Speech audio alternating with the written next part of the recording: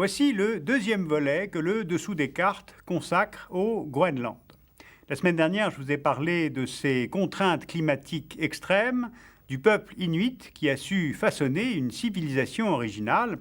Eh bien, cette semaine, je vais vous parler du présent. Ce présent groenlandais qui s'est tellement éloigné des images traditionnelles que l'on pouvait avoir de ce pays. Voici l'hémisphère nord, et là, on repère la grande île du Groenland. Deux événements au XXe siècle vont le faire basculer trop brutalement dans la modernité. D'abord la guerre. Quand elle devient mondiale en 1942, le Groenland, qui est alors une colonie danoise, trouve un rôle central par sa position à équidistance entre les États-Unis et l'Europe. Alors que le Danemark est envahi par l'Allemagne nazie, le Groenland est récupéré par les Américains qui ont trois objectifs. D'abord, se donner les moyens d'un pont aérien vers les îles britanniques. Ensuite, interdire que l'armée allemande ne prenne position au nord, trop près des États-Unis. Ils construisent une base aérienne, 15 postes militaires de communication, et pendant 4 ans, le Groenland va servir de base logistique pour préparer le débarquement de 1944 en Normandie.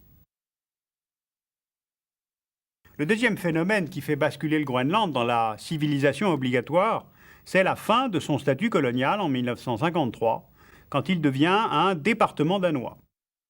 Le gouvernement de Copenhague instaure l'égalité pour tous les citoyens, au Danemark comme au Groenland, et avec ce très bon souci d'égalité, vont débarquer le pire et le meilleur.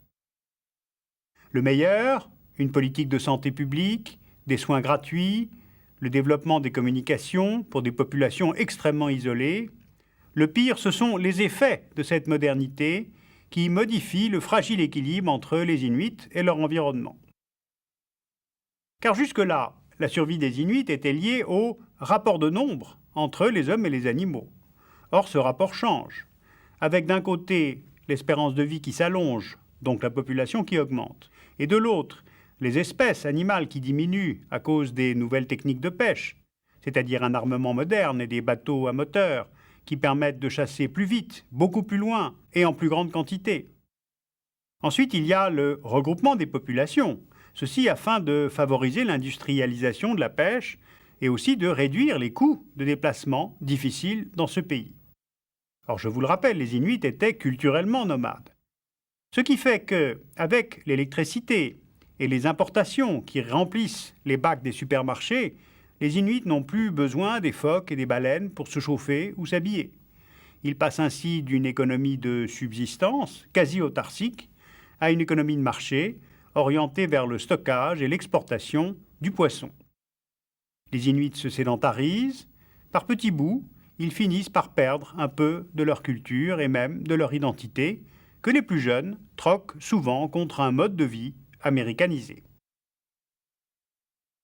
L'étape suivante de cette modernisation, c'est en 1979, quand l'île devient une province autonome, avec Gotthard pour capitale, qui s'appelle Nuuk en groenlandais. Alors qu'est-ce que ça veut dire autonome? Ça veut dire que le Groenland a désormais un gouvernement qui prend seul ses décisions dans les domaines de la santé, la fiscalité, l'éducation, les transports, la pêche, tandis que le Danemark reste souverain pour la politique extérieure, la monnaie, les questions de défense.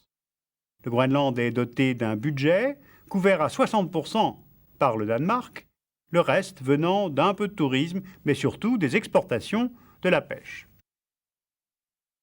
En somme, une situation médiane, ce qui ne fait pas forcément l'affaire des Groenlandais, en particulier lorsque le Danemark rejoint la CE en 1972.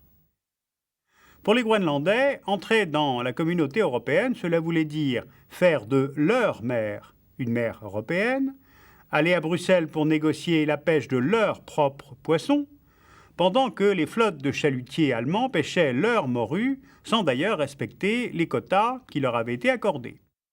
En somme, comme un parfum d'une nouvelle forme de colonialisme qui a convaincu les Groenlandais de ressortir de la CE en 1985, choix d'ailleurs soumis à référendum.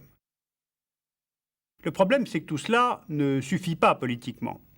Aujourd'hui, les Groenlandais aspirent à plus de souveraineté, voire pour certains d'entre eux à l'indépendance, sauf qu'évidemment, ça ne marche pas. Pour négocier, il faut peser quelque chose. Or, sans grande richesse exploitable, avec un climat épouvantable et si peu d'habitants, les Groenlandais ont peu d'atouts face aux Danois. Eh bien, c'est faux. Le Groenland est en fait au centre de deux préoccupations internationales majeures, et c'est précisément son poids géographique qui va faire son poids dans la négociation politique. La première chose importante pour les Groenlandais, c'est cette position de tableau de bord que tient leur pays dans le réchauffement climatique de la Terre. Depuis longtemps, les scientifiques ont été intrigués par la gigantesque masse de glace que la calotte glaciaire du Groenland représente, comme l'Allemand Alfred Wegener dans les années 30, puis les scientifiques des expéditions polaires françaises depuis les années 50 et bien d'autres après. Ainsi, en mesurant la sensibilité du Groenland aux variations climatiques, notamment par la fonte des glaciers, ils ont pu déterminer que le réchauffement de la Terre avait aussi des causes humaines. Même chose pour la pollution. La technique du carottage permet d'étudier la glace âgée de quelques 100 000 ans et de comparer ainsi la composition de l'air de cette époque avec celle d'aujourd'hui, l'air que l'on trouve dans les bulles de la glace.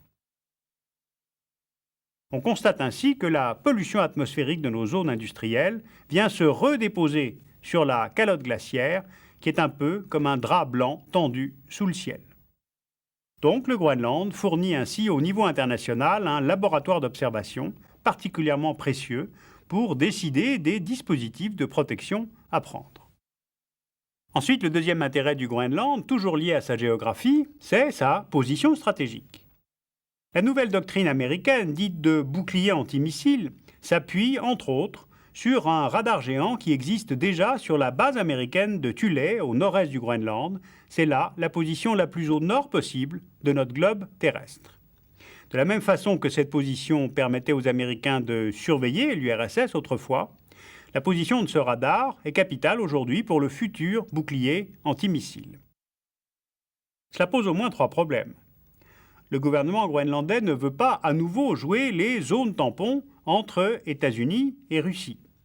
Ensuite, les Groenlandais se souviennent très bien que leurs parents ont été expulsés de Thule en 1951 pour que le Pentagone puisse construire là une base, et ce, avec l'accord du Danemark. Et puis, ils se souviennent aussi du crash du B-52 au Nord-Groenland en 1968. 4 bombes H à bord, mais dont seulement 3 ont été récupérées, mais pas la quatrième, qui reste aujourd'hui au fond de la mer. Pour toutes ces raisons, le gouvernement du Groenland souhaite avoir largement son mot à dire sur cette question du bouclier antimissile, en tout cas pour ce qui concerne la partie du Groenland elle-même. Tandis que le Danemark, lui, ne l'entend pas ainsi puisqu'il a la souveraineté pour les traités internationaux. Donc cela soulève à nouveau la question des relations constitutionnelles entre le Danemark et le Groenland. L'île du Groenland est désormais un pays moderne où l'on peut se rendre en quelques heures d'avion depuis l'Amérique du Nord ou l'Europe, où se développe le tourisme, où beaucoup de déplacements se font par hélicoptère, où Internet et le courrier électronique ont particulièrement leur place quand on est très isolé par le climat et par la géographie. Alors désormais, plusieurs questions se posent. Pour être politiquement indépendant du Danemark, il faut l'être économiquement, ce qui n'est pas le cas du Groenland. Il y a peut-être du pétrole que cherchent les compagnies pétrolières dans la mer de Davis, sans résultat pour le moment. Il y a sûrement beaucoup d'eau douce. Le Groenland est en mesure de répondre à la demande mondiale grandissante. Il y a actuellement des négociations en cours. Alors comment cette île isolée va pouvoir s'inscrire dans le monde d'aujourd'hui, avec ses richesses potentielles, une identité très particulière, mais en définitive si peu d'hommes pour les défendre. 56 000 habitants pour 2 millions de kilomètres carrés, c'est très peu pour gérer un pays. Alors pour les jeunes Groenlandais, ce n'est pas très simple de passer d'une culture de chasse et de troc à celle du calcul et du commerce. Le Groenland est culturellement arctique, géographiquement américain et politiquement européen. Les Groenlandais, à terme, auront des choix à faire.